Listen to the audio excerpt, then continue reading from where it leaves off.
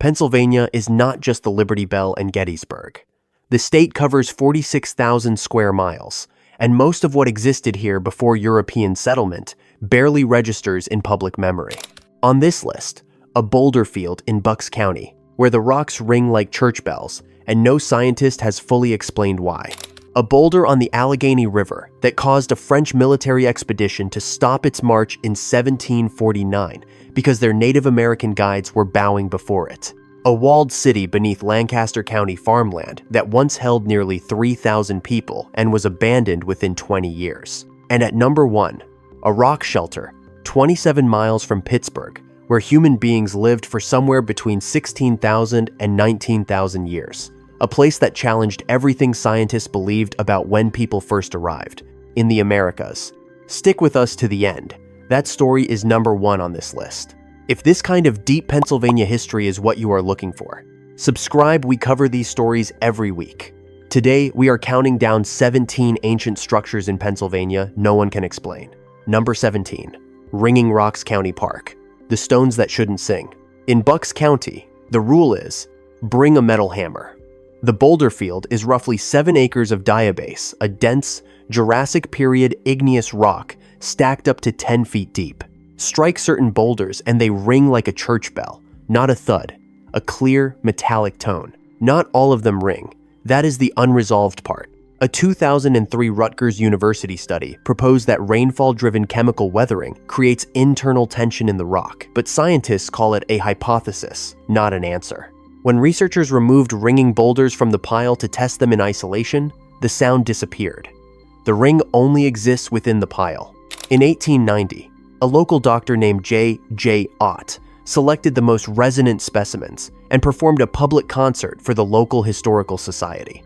It may have been the first rock concert in American history.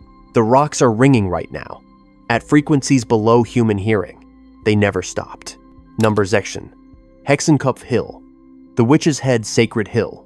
In Williams Township, Northampton County, a ridge in the Reading Prong of the Appalachians rises to 646 feet.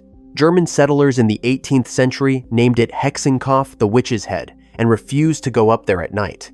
Local accounts describe strange lights and voices on the hill.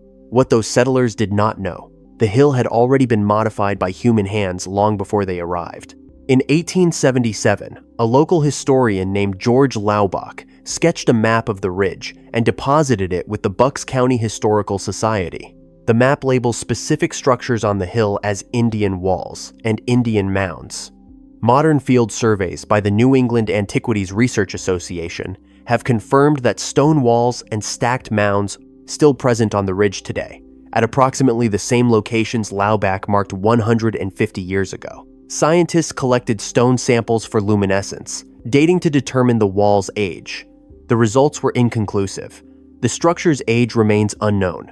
The site is on private property. The 1,877 map, drawn before professional archaeology existed as a discipline, may be more accurate than anything that came after it. Number 15. Indian Steps Museum, 10,000 Steps to the Past. The museum in Airville, York County, is not the mystery. The river is. Before the building existed, indigenous people had cut precise footholds into the Susquehanna's bedrock platforms for standing while netting shad from the current. Their age is unknown. Between 1,907 and 1,912, York County Attorney John Edward Vandersloot built a stone cabin on the riverbank and embedded approximately 10,000 artifacts into the masonry. Arrowheads, spear points, pottery shards, stone axes, and original petroglyph-bearing stones removed from the river before they could be destroyed. The building includes a circular room modeled on a kiva. The original carved footholds are permanently submerged. They cannot be visited. The carvings in the walls of this museum are the only ones from this stretch of the Susquehanna that anyone will ever see again. Number 14. The Francis Farm Petroglyphs. The symbols no one can read. The carvers are unknown. That is where this story starts and where it ends. A Dunkard Series sandstone outcrop in Jefferson Township, Fayette County, about 2.6 miles west of Perryopolis, bears carvings known to archaeologists since at least the mid-19th century. The site was listed on the National Register of Historic Places in 1984. The carvings are certainly Native American in origin. That is where the certainty stops. Who made them the Monongahela culture, the ancestors of the Shawnee, or some other group entirely is, in the language of the National Register nomination, believed to be impossible to determine. Pennsylvania's Historic Museum Commission describes the Western Pennsylvania petroglyph tradition as spectacular for its supernatural, part human, part animal figures. The Francis Farm carvings are among the few surviving examples of that tradition. In the 1930s, the site sustained damage. Some carvings were lost. Whatever those destroyed carvings communicated may have been the only thing capable of identifying who made them. The symbols are still there. The people behind them remain, as the record says, impossible to identify. Number 13. Parker's Landing Petroglyphs, the water panther that vanishes every fall. 8 months of the year, these carvings are not there. They are under approximately 4 feet of Allegheny River water. They return in June, and for about 3 months, when the river drops to its summer low, the bedrock near Parker, Clarion County, becomes visible, and with it, the images cut there by prehistoric people of the Allegheny Plateau. The site was first formally surveyed in 1962 by Dr. James Swager of the Carnegie Museum of Natural History. A resurvey in 1996 added significant new detail, published in 2005 Inches, the Pennsylvania Archaeological Journal. The Society for Pennsylvania Archaeology describes it as one of the rarest and most significant petroglyph sites in the state. The images include humans, fish, birds, animals, and mythological creatures. Among them is what Pennsylvania's Historic Museum Commission calls a water panther, a supernatural figure central to Algonquian belief, understood as a spirit dwelling beneath rivers and lakes. The carvers placed its image in bedrock at the waterline. Whether the placement was intentional, whether the carvers meant for their greatest supernatural figure to spend most of its time beneath the waters, it was said to govern is a question the record cannot answer. The panther surfaces when the river allows it. Then the river takes it back. Number 12. Indian God Rock. The altar the French couldn't ignore. In 1749, a French military expedition of 216 soldiers moved down the Allegheny River to formally claim the Ohio Valley for France. Pierre-Joseph Céloron de Blainville commanded. The plan was to bury lead plates at river confluences to assert territorial claims. They had Native American guides. When the expedition reached a specific boulder on the eastern bank in what is now Rockland Township, Venango County, the guides stopped. Expedition members recorded that the Native Americans regarded the rock with superstitious reverence and bowed before it. The French wrote it down because they could not move past without noticing. The boulder carries approximately 55 carvings, animal figures, human figures, and supernatural part human, part animal creatures. It measures roughly 22 feet long, 14 feet wide, and 10 feet tall. The date of the carvings is uncertain. The earliest estimate is around 900 AD, with 1749 as the latest possible date. It is the first petroglyph site in Pennsylvania documented in writing.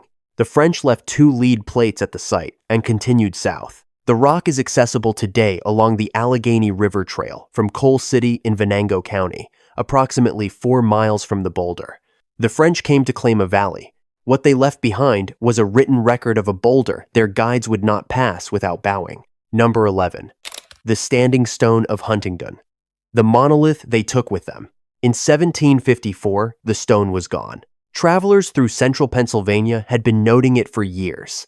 A stone obelisk at the confluence of Standing Stone Creek and the Juniata River, at the site of what would become Huntingdon Borough. John Harris, writing in 1754, described it 14 feet high, 6 inches square. Historical accounts are divided on whether it bore markings. Some describe it as covered with symbols and pictographs, while others from the same era noted no markings at all. No copy of the stone's surface was ever made. The stone was associated with the Oneida people, whose name translates as people of the standing stone. They carried such monoliths during migrations and re-erected them at each new settlement. The stone was their marker, their record, their identity. When the land began passing into European hands, the Oneida removed the stone. No account gives a reason. The stone has never been found. In 1768, surveyors installed a replacement, inscribing it with a name and date. A fragment of that stone is displayed in the Huntingdon County Courthouse. A commemorative replica has stood at Penn and William Smith Streets in Huntingdon since 1896. As of 2026, no living person has ever seen the original. The Oneida took their stone. They took their records with them. They did not leave a forwarding address. Number 10. The Berlin Walls, Blue Mountain. The mile-long walls that shouldn't be here. In 1887, an avocational archaeologist named Alfred Berlin hiked the slopes of Blue Mountain in Lehigh Township, Northampton County, and felt compelled to publish what he found. His paper appeared in the American Antiquarian and Oriental Journal under a direct title, A Game Drive Built by Indians. He described an ancient stone structure varying from 1 to 3 feet in height, extending approximately 1 mile from near the mountain summit down into the Lehigh Valley. Nearly 140 years later, that attribution is still unconfirmed. The walls are still there. Approximately 1,300 linear feet of the upper portion survive on state game lands, 168 public land, though without a maintained trail directly to the walls. The leading interpretation remains Berlin's, a game drive designed to funnel deer toward hunters below. Game drives exist across North America, but they typically leave corroborating evidence, bone concentrations, projectile points, associated camps. The Berlin walls have not yielded that. Here is the detail that stops people cold. To collect stone samples for luminescence, dating the test that might finally establish the wall's age, researchers must work in complete darkness, wearing night vision equipment. Any ordinary light resets the signal stored in the rock's minerals and destroys the dating evidence. The history in these stones is literally light sensitive. The results are still pending. Number 9. Council Rocks. Pennsylvania's Stonehenge is in the Poconos, on a mountain in Bear Creek Township, Luzerne County, overlooking the Susquehanna River Valley. There is a site that most Pennsylvanians have never heard of. 4 enormous boulders, a rock shelter, additional constructed stoneworks across the summit. The exact location is on private property and has not been publicly disclosed. The property owner, David Gutkowski, provided researchers with a photograph. In the photograph, 3 of the boulders frame the setting sun with geometric precision. The date of that photograph: the winter solstice. Luminescence laboratory analysis has dated the constructed stoneworks to between 300 BC and 550 AD, a span covering roughly the era of the Punic Wars through the fall of the Western Roman Empire. The documented alignments include the winter solstice sunset, the summer solstice sunrise, and both equinoxes. All 4 major solar turning points of the year, each marked with precisely placed stone. Whoever built this selected this specific mountain because it provided the right sightlines. They arranged massive boulders with the precision of people who had spent years studying the sun's path, and then they left. No pottery, no settlement layer, no artifact that might identify them, no cultural affiliation has been confirmed. The site was recorded with Pennsylvania's State Historic Preservation Office in 2011. There is no public access. On the winter solstice every year, the sun sets between those boulders exactly as it has for between 1,500 and 2,300 years. The property owner is living on a working solar calendar. He may not fully know it. If these Pennsylvania discoveries are landing for you, drop a thumbs up and let us know in the comments which site you had never heard of before we read every one. We are just past the halfway point, and the second half of this list is where things stop being merely strange. Number 8. The Strickler site. The native city, bigger than Colonial, Philadelphia. There is nothing to see at the Strickler site today. It looks like farmland because it is farmland. The stockade is gone. The longhouses are gone. The 550 storage pits are buried. The 4 cemeteries are under the fields in Manor Township, Lancaster County. What the ground holds, according to decades of excavation, is the footprint of one of the largest Native American settlements in the northeastern United States during the colonial period. The Susquehannock-walled city at Strickler enclosed approximately 12.5 acres. Its population between 1,645 and 1,665 is estimated at 2,880 people, a number that exceeded most European settlements in North America at the same time. Here is what makes this different from a standard fortified village. The Susquehannocks built European-style military bastions into at least 2 corners of their own native-constructed stockade.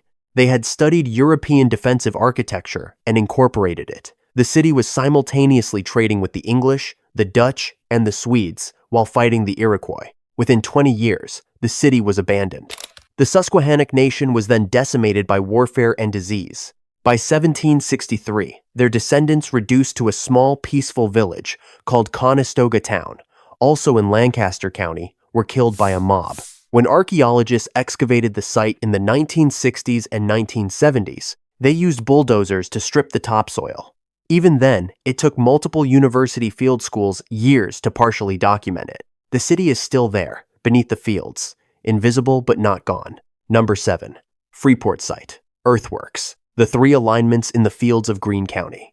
Christine Davis had spent 30 years excavating archaeological sites in Pennsylvania when her team arrived in Freeport Township, Greene County, above the Monongahela River. The assignment seemed routine. Complete the excavation of a small Adena burial mound and an adjacent village. The mound had been recorded since the 1950s. University field schools had worked it for 9 years. Nothing indicated anything unusual. Then they stripped the plowed topsoil. Across 11 acres, they found 448 distinct archaeological features. 3 large earthworks that, according to Davis, would have required a coordinated physical effort to build and align, and that demanded astronomical knowledge, design skills, and planning.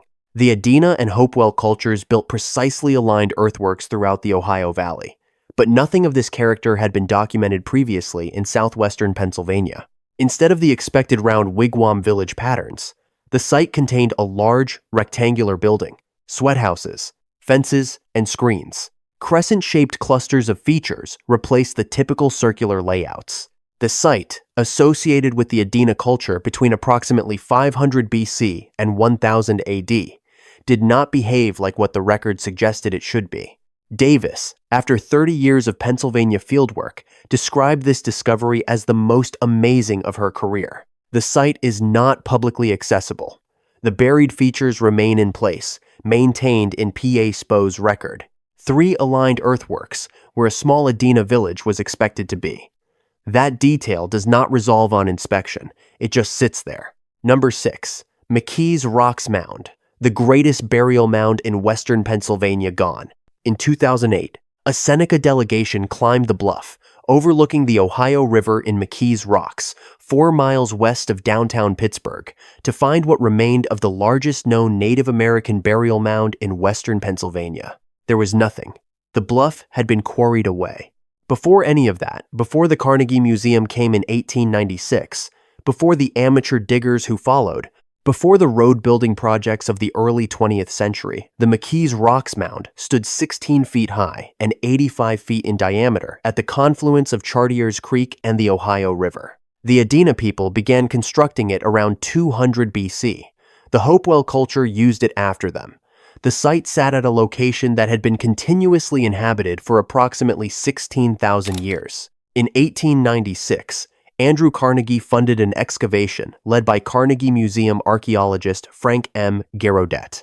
They found 3 distinct construction layers, each containing human burials. Between 33 and 39 individuals were recovered, along with pearl beads, conch shell beads, pottery, bone hairpins, stone tools, and copper objects. They excavated half the mound and left the other half for future study. The future study never came. The bluff was quarried for road fill. Amateur diggers worked through what remained. The excavation had been conducted without consulting any tribal governments. The human remains and artifacts from 1896 are still in storage at the Carnegie Museum Research Center in Pittsburgh. They have not been returned because the specific cultural descendants of the Adena people cannot be confirmed. A Pennsylvania Historical and Museum Commission marker was erected at the site in 2002. That marker is all that remains above ground. The dirt and stone of the largest burial mound in western Pennsylvania was used to fill Pittsburgh roads. Somewhere in Allegheny County's road network is the physical substance of a 2,000-year-old sacred site. Number 5. Safe Harbor Petroglyphs, Big and Little Indian Rock. The serpents that know where the sun will rise. Approximately 1,000 individual carvings spread across 10 sites in a 2-3-mile stretch of the Susquehanna River in Lancaster County. It is the largest concentration of prehistoric rock art in the northeastern United States. The Shanks Ferry people made them, not the Susquehannocks who came later, not the Lenape, but an earlier culture whose identity has been largely absorbed or erased from the historical record. Researcher Paul Nevin of the Zimmerman Center for Heritage estimates the carvings are approximately 800 to 1,000 years old. 7 rock sites below the Safe Harbor Dam hold around 300 of those carvings collectively. The most accessible Big Indian Rock, 60 feet by 40 feet, and Little Indian Rock, 38 feet by 32 feet, sit in the middle of the Susquehanna and can be reached by canoe in summer when the water level cooperates. The carvings on Little Indian Rock include serpent forms.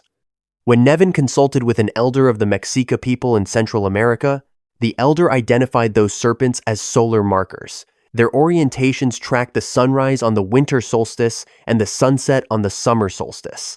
A 1,000-year-old solar calendar carved into a river rock in Lancaster County. When the Safe Harbor Dam went up in 1931, additional petroglyph sites, including Walnut Island and Creswell Rock, were permanently submerged. A survey by PHMC archaeologist Donald A. Cadzow in 1930, the year before flooding, is the only complete record of what was lost.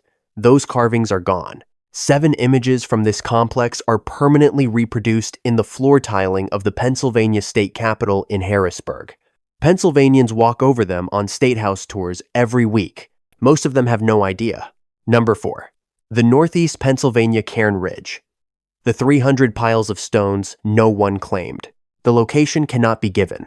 The site's exact position in eastern Pennsylvania is deliberately withheld by the state's Historic Preservation Office and the researchers who documented it to protect the structures from vandalism. This is not an unusual precaution for sites of this kind. What can be said? On a steep, forested hillside somewhere in northeastern Pennsylvania, there are nearly 300 individual piles of carefully stacked stones spread across an extensive slope. The New England Antiquities Research Association and Pennsylvania's State Historic Preservation Office have been documenting constructed stone sites across 5 northeastern Pennsylvania counties since 2020. This site is among those documented. P.A. Spo has a file. The age is unknown. Dating has not yet been completed. The builder is unknown. The purpose is unknown. Comparable sites documented in the same region with the same methods have returned pre-European contact dates from luminescence analysis. This specific site has not yet been tested. 300 individual piles of stones, deliberately placed on a hillside with no obvious agricultural reason to be there. 300. Not one has been dated. The pattern suggests intention. The scale suggests sustained effort. Why anyone came to a steep wooded slope in northeastern Pennsylvania and stacked 300 piles of stone, and what they meant by it, is not known. Researchers have a photograph. P.A. Spo has a site record. The landowner presumably knows something is on their property. Beyond that, almost nothing. Number 3. Oley Hills Stone Complex. The 2,500-year-old ceremonial city in the Berks County woods. Around 570 BC, someone came to a wooded ridge in Oley Township, Berks County, and began to build. That date, established by luminescence analysis, places the construction in the same era as Confucius, the fall of Babylon, to Cyrus the Great, and the early Roman monarchy. Rome was still a kingdom when someone began building this complex in Pennsylvania. The site covers 46 acres in its central zone alone, with related features extending along the ridge for miles. What the builders left includes cone-shaped cairns, flat-topped cairns, curving stone rows, connecting specific boulders, stone platforms, a large terrace, and what researchers call ritualized boulders, natural rocks with stones deliberately stacked against or on top of them, or connected to nearby features by short stone walls. One boulder has a stone wedged deliberately into a natural crack in its face. At the summit of the ridge, a single boulder appears to be the organizational center of the entire complex. Cairns, walls, and platforms seem to arrange themselves around it, as if everything built on this ridge was constructed in relationship to a specific rock that was already there. Norman Muller, a conservator at the Princeton University Art Museum, spent years studying the site and argued in published research that its scale and elaborateness made it unlikely to have been the product of a field-clearing operation. His conclusion: the product of Native American ceremonial practices. Luminescence analysis returned a pre-European contact date. The tentative cultural attribution is to the Adena culture, whose main territory was in the Ohio River Valley. The previous owners of the land believed the structures were Celtic. Professional archaeologists initially assumed colonial field walls. Luminescence analysis proved both groups wrong. The site is on private land. There is no public access. Someone looked at a boulder at the top of a ridge and spent generations building everything around it. Number 2. The Foley farm site, an entire civilization that simply disappeared. For approximately 700 years, the Monongahela people shaped the landscape of southwestern Pennsylvania. They were the region's first agriculturalists, and they built circular stockaded villages across a territory covering southwestern Pennsylvania, West Virginia, and northern Maryland. Over 350 of their sites have been recorded in the Monongahela River Basin alone. At the center of every village they built was the same structure: a large building with a distinctive petal shape wider at one end, narrowing toward the other. Archaeologists have never determined what this building was for. It appears at village after village, century after century, consistently placed at the community's center. Its purpose has never been satisfactorily explained. The Foley Farm site in Greene County is documented by Pennsylvania's Historic Museum Commission as one of the last Monongahela villages. By the time Foley Farm was occupied, the Monongahela had abandoned their defensive stockade. The village was unfortified. The petal-shaped building at its center, surrounded by as many as 50 houses. Around 1635 AD, the Monongahela vanished from the archaeological record. There is no confirmed battle site, no mass burial layer, no evidence of a plague moving through the territory. They were present across a wide range farming, building, placing the same unexplained structure at every community center, and then they were not. No confirmed descendant population has been identified. Unlike most Eastern Native American cultures, the Monongahela left no successor group that modern researchers have definitively connected to them. They built the same unexplained structure at the center of every community for 7 centuries. Then they stopped building entirely. Whatever that central building meant, whatever ritual or social purpose it served, no one who knew was left to say so. Number 1. Meadowcroft Rock Shelter, the cave that rewrote human history. The drive from Pittsburgh takes about an hour. Rural roads, rolling hills, Cross Creek Valley in Washington County. When you arrive in Avella, a quiet community near the Ohio border, the first thing you see is an enclosure built over the rock shelter in the early 2000s, a protective structure that allows visiting in any weather. You walk inside. The air cools. The light changes. What you are standing in is a natural sandstone overhang formed by erosion over millions of years in a creek bluff. It is not dramatic the way great caves are dramatic. It is a shallow overhang wide enough to shelter a group, deep enough to block wind and rain. The stone is old and brown and quiet. Creek sounds below. What makes this place extraordinary is not visible. It is in the 43 layers of human occupation beneath your feet. In 1955, a farmer named Albert Miller found what appeared to be a prehistoric tool while looking down a groundhog hole on his family's property. He kept the discovery secret for years, protecting the site from looters, before eventually reaching archaeologist James Adovasio. Adovasio and his team began formal excavations in 1973 and continued through 1995.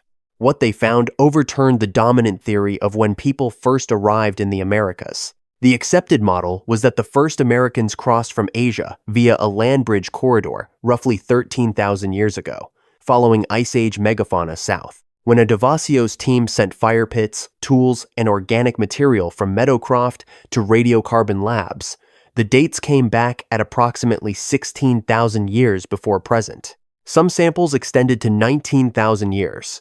People were in Pennsylvania before that corridor was believed to have been passable. The response was immediate and hostile. The site was accused of contamination. The methods were challenged.